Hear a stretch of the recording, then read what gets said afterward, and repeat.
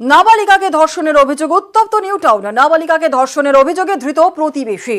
New টাউনে যাত্রাগাছি বিবেকানন্দ পল্লীতে এই ঘটনাকে ঘিরে উত্তেজনা। আরো একবার আপনাদের জানিয়ে রাখি, নাবালিকাকে ধর্ষণের অভিযোগে উত্তপ্ত নিউ টাউন। নাবালিকাকে ধর্ষণের অভিযোগে ধৃত প্রতিবেশী। নিউ টাউনে যাত্রাগাছি বিবেকানন্দ পল্লীতে এই ঘটনাকে ঘিরে উত্তেজনা। অভিযুক্তের বাড়িতে ভাঙচুর প্রতিবেশীদের। রীতিমতো এলাকায় উত্তেজনা সৃষ্টি হয়েছে। আরো একবার আপনাদের জানিয়ে রাখি, নাবালিকাকে ধর্ষণের অভিযোগে উত্তপ্ত নিউ টাউন। নাবালিকাকে ধর্ষণের অভিযোগে ধৃত প্রতিবেশী।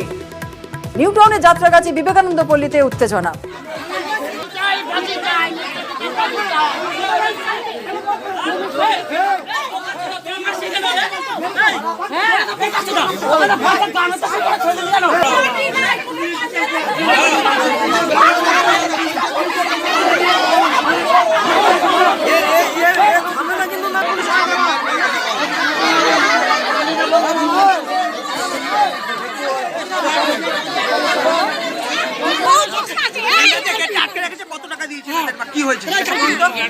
নাবালিকাকে ধর্ষণের অভিযোগে উত্তেজনা। নিউ টাউনের ঘটনা, উত্তপ্ত নিউ টাউন।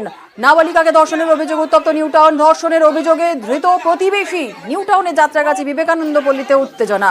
অভিযুক্তের বাড়িতে ভাঙচুর প্রতিবেশীদের। পরে পুলিশকে ঘিরেও বিক্ষোভ দেখান এলাকার বাসীরা।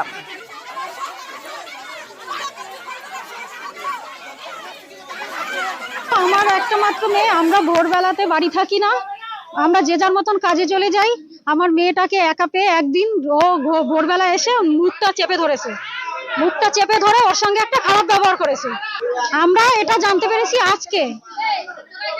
ওকে থ্রেট দিয়েছে, ভয় দেখিয়েছে বারবার, ওকে অ্যাসিড দিয়ে মুখ পুড়িয়ে দেবে, আমাদেরকে মেরে ফেলবে।